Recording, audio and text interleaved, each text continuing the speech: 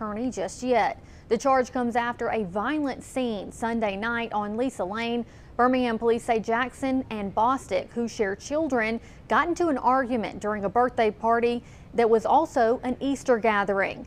Allegedly, she left, came back, may have fired a shot, and then hit Bostic with her vehicle, trapping him against a house. He died on the scene. And at least one child may have been present during this incident.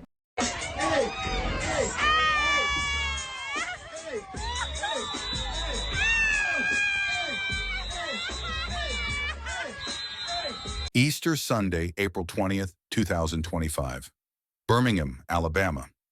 As families across the city gathered to celebrate new beginnings, McKeese James Bostic couldn't have known this holiday would be his last. By nightfall, the 27-year-old father would take his final breath, pinned between a car and a house wall, his children watching in horror. The person behind the wheel? Shatice Jackson, age 30, their mother. Welcome to True Crime Journal. I'm your host, and today we're exploring how a day meant for celebration became a family's darkest hour. Before we dive into the events of that tragic Easter Sunday, I want you to know McKeese James Bostic as more than just a victim. Friends described him as a man with an easy smile and gentle humor that put everyone at ease. One of the few good men left, his cousin told me. A provider, a protector, a father above all else. McKeese worked 2 jobs to ensure his children never went without.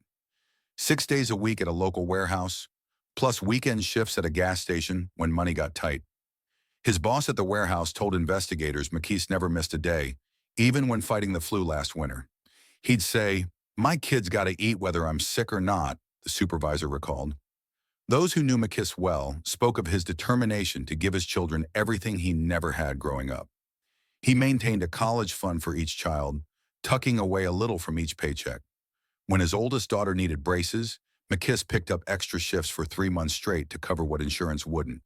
That was the kind of father he was. He'd come home dead tired but still make time to help with homework, his neighbors shared. You'd hear him outside playing basketball with his boys until the streetlights came on, no matter how exhausted he was from work. McKeese coached his son's little league team every spring, never missing a game or practice despite his punishing work schedule. He was the dad who volunteered for school field trips, who stayed up late making costumes for school plays, who knew each of his children's friends by name. For all his dedication to his children, McKeese also made grand gestures for Shatice. Despite their rocky relationship, he never stopped trying to rekindle the spark that first brought them together 10 years ago. Perhaps the most telling example came just 3 months before the tragedy. For Shatice's 30th birthday in January, McKeese had been saving for almost a year to surprise her with a dream vacation to Montego Bay, Jamaica. He worked overtime for months to make it happen, his brother explained. He wanted to give her something special, something to remind her of when they first fell in love. Photos from that trip show a seemingly happy couple, Shatice and McKeese on white sand beaches, dancing at sunset, sharing tropical drinks with tiny umbrellas. In one particularly poignant image, they're watching the sunrise together from their hotel balcony, his arm wrapped protectively around her shoulders. Friends say the Jamaica trip represented McKeese's unwavering hope that their relationship could be saved. For those 5 days in paradise, it seemed like maybe it could. He came back talking about a fresh start, his coworker remembered, said they connected again like when they first met. He really thought they'd turned a corner. By all accounts, McKeese treasured those memories from Jamaica. He set a photo from the trip as his phone background, the two of them laughing as waves crashed around their ankles. He referred to it as their second honeymoon, though they had never officially married. But paradise couldn't fix what was broken back home. The trouble between McKeese and Shatice had deep roots. They met as teenagers, and their relationship moved quickly. Their first child arrived before either had finished high school. 3 more children followed over the next decade. They grew up together, but maybe not in the ways that matter, McKeese's aunt explained. They were still figuring themselves out while trying to raise 4 kids. Money was often tight, creating constant pressure. While McKeese worked long hours outside the home, Shatice shouldered the daily burden of childcare. Friends described her as increasingly isolated and stressed, especially after their youngest was born with asthma, requiring frequent medical care. What began as occasional arguments gradually became a pattern of explosive fights, followed by passionate reconciliations. This cycle became their normal. Periods of happiness interrupted by storms of conflict that seemed to grow more intense each time. They'd be fine for weeks, sometimes months, one family friend noted. Then something small would trigger a blow-up. They'd separate for a few days, then McKeese would come back with flowers or something special for the kids, and they'd try again.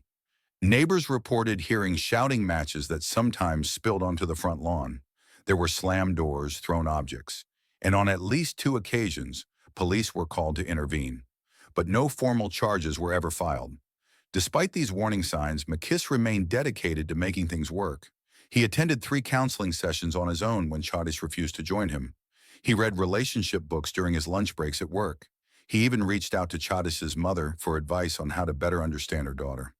He was trying everything he could think of, his sister explained. That Jamaica trip was his big play. He thought if they could just get away from the stress and remember why they fell in love, everything would be different. For a while after Jamaica, things did seem better. They had date nights every Friday. McKeese would bring home Shatice's favorite takeout on Wednesdays. They started planning a summer family vacation to Disney World. The children noticed the difference, telling relatives they hadn't heard their parents argue in weeks. But by early April, the old patterns had resurfaced. The week before Easter, McKeese confided in his brother that things were tense again. Shatice had become increasingly distant, often staying up late scrolling on her phone while McKeese went to bed alone. He mentioned finding receipts for expensive purchases she couldn't explain, leading to arguments about their tight budget. Still, McKeese was hopeful about Easter Sunday. He had arranged for both their families to gather at their home for a traditional dinner. He bought new outfits for all 4 children and spent hours the night before hiding elaborate Easter baskets throughout the yard. He wanted it to be perfect, his mother recalled, her voice breaking. He always tried so hard to create special memories for his babies. The morning of Easter Sunday started well enough. The children woke early, excited to hunt for eggs and see what the Easter bunny had brought. McKeese had been up since dawn, hiding treats and preparing a breakfast of pancakes shaped like bunnies. A family tradition he started when his oldest was just 3. Family members began arriving around noon. The atmosphere was festive at first, children playing in the yard, adults catching up over drinks, music playing through speakers McKeese had set up on the porch. But observant relatives noticed tension between McKeese and Shatice from the moment she emerged from their bedroom. She seemed withdrawn, responding to McKeese's attempts at affection with stiff politeness that didn't reach her eyes. Something was off, his cousin said. McKeese kept trying to include her, bringing her drinks, asking her to help with the ham. She was going through the motions, but you could feel the coldness. As afternoon stretched into evening, the tension between them became more apparent. Several family members overheard snippets of hushed arguments in the kitchen, quickly silenced when others approached. McKeese's smile grew more forced as the day wore on, though he continued making rounds among guests, refilling plates and making sure everyone was comfortable. Around 7:30 p.m., as some guests were beginning to leave, Shatice and McKeese had a more visible disagreement near the grill, where he was cooking the last batch of hamburgers for the children. Witnesses describe her voice rising, his responses becoming more defensive. The subject seemed to be money, specifically a credit card bill that had arrived the day before. "You can have the kids' college funds, their Christmas money, everything," McKeese was overheard saying. "Just don't do this today, not in front of everyone." Shortly after 8 p.m., Shatice went inside abruptly, leaving McKeese to continue hosting alone. He made excuses for her absence. A headache, she wasn't feeling well, while continuing to serve dessert and organize an evening Easter egg hunt for the children using special glow-in-the-dark eggs he had ordered weeks earlier. By 9 p.m., most extended family had left, leaving just McKeese's mother and Shatice's sister, planning to stay overnight to help with cleanup the next day. The children were inside watching a movie, tired from the day's excitement. That's when Shatice emerged from the bedroom, where she'd sequestered herself for the past hour. According to witnesses, she demanded McKeese join her in the garage to settle things once and for all. McKeese's mother described what happened next. "He went out there trying to calm her down. We could hear raised voices, then a crash like something heavy being knocked over. Next thing, Shatice is storming out to her car, screaming that she's leaving and not coming back. This wasn't unusual in their relationship. Shatice often left during arguments, typically returning a few hours later once emotions had cooled. McKeese followed her to the driveway, pleading with her not to drive angry, especially on a holiday when police would be watching for impaired drivers. "Don't worry about me," she reportedly told him. "Worry about yourself and those bills you've been hiding." She drove away around 9:30 p.m. McKeese came back inside, visibly shaken but trying to maintain normalcy for the children. He suggested they finish the movie and promised pancakes again for breakfast. His mother offered to stay with the kids so he could have some time alone, but he declined. "They need me right now," he told her. "I'm fine. She'll cool off and be back later." No one expected later would come so soon or with such devastating consequences. At approximately 9:50 p.m., just 20 minutes after leaving, Shatice's car screeched back into the driveway. Security footage from a neighbor's doorbell camera shows her exiting the vehicle with something in her hand. What police would later confirm was a 9mm handgun registered in her name. McKeese, hearing the commotion, went outside. The children remained inside with their grandmother and aunt, though the older ones moved to the window, curious about the noise. What happened next was captured in fragments, partly on the security footage, partly through witness statements, and partly through forensic evidence. The picture they paint is chilling. Shatice confronted McKeese in the front yard, waving the gun and shouting accusations. Something about text messages she'd found, about another woman. McKeese, hands raised defensively, backed away toward the side of the house, repeatedly asking her to put the gun down. He kept saying, "Think about the kids, Tice. Please, think about our babies," his mother recounted, having rushed to the front door when she heard the commotion. Then came the shots, 2 of them, fired into the air. Not aimed at McKeese, but clear threats nonetheless. The children began screaming inside. McKeese's mother rushed them to the back bedroom, while Shatice's sister called 911. McKeese, seeing his chance while Shatice was momentarily distracted by the screams from inside, ran. He bolted down the side of the house toward the back fence, likely hoping to circle around to the neighbor's yard, where he could get help, or at least draw Shatice away from their home, where their children remained. But Shatice didn't follow on foot. Instead, she returned to her car. The next moments unfolded with terrible speed. Shatice backed out of the driveway, then accelerated down the side path where McKeese had fled. The narrow strip of land between houses wasn't meant for vehicles, barely wide enough for a riding lawnmower. But she forced the car through, scraping paint off both her vehicle and the neighbor's siding. McKeese had reached the back corner of the house when the headlights illuminated him from behind.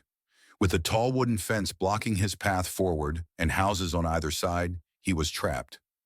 Witnesses describe him turning to face the approaching car, hands still raised, mouth moving in words no one could hear over the engine's roar. Shatice accelerated. The impact pinned McKeese against the back corner of the house with such force that the vinyl siding cracked and buckled inward. Neighbors described hearing not just the crash, but McKeese's scream, a sound so agonized that one elderly witness had to be treated for shock at the scene. Then, most disturbing of all, witnesses report that Shatice did not immediately back up. Instead, she revved the engine, pushing harder against McKeese's trapped body for several long seconds, before finally shifting into reverse. By then, it was too late. The damage was catastrophic. Though first responders arrived within minutes, McKeese Bostic was pronounced dead at 10:21 p.m., less than an hour after Shatice had first left the house. Easter Sunday had become his last day on Earth. The aftermath was chaos and heartbreak. Shatice, making no attempt to flee, sat in her damaged car until police arrived, staring blankly ahead. When officers approached, she reportedly said only, "I didn't mean to kill him. I just wanted to hurt him like he hurt me." The children, kept inside by their grandmother and aunt, knew something terrible had happened, but were spared witnessing the worst moments. Still, the 2 older ones had seen enough from the window to understand their mother had deliberately driven toward their father. That knowledge cannot be erased. Police took Shatice into custody without incident. The gun was found on the passenger seat of her car. 2 rounds fired, as witnesses had reported. A half-empty bottle of tequila was discovered in her purse, though toxicology reports on whether she was intoxicated are still pending as of this recording. The charges against her came swiftly. Capital murder. In Alabama, murder becomes a capital offense under specific circumstances, including when it occurs in the presence of children under 14. Given that McKeese and Shatice's children were home during the incident, with at least two having witnessed parts of the attack, the most serious possible charges were filed. Shatice remains in custody without bail, awaiting trial. If convicted, she faces either life without parole or the death penalty. Meanwhile, 4 children are left to make sense of a reality no child should ever face. One parent dead, another imprisoned for causing that death. In a single night, their entire world collapsed. McKeese's funeral was held the following Saturday. Hundreds attended. Co-workers, neighbors, parents from his son's baseball team, teachers from his children's school. The turnout spoke volumes about a man who had touched many lives through his kindness and reliability.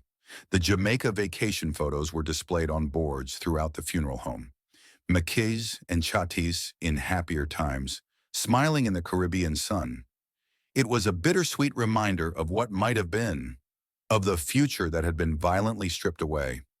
McKeese's mother has taken custody of the 4 children, ages 4 to 9.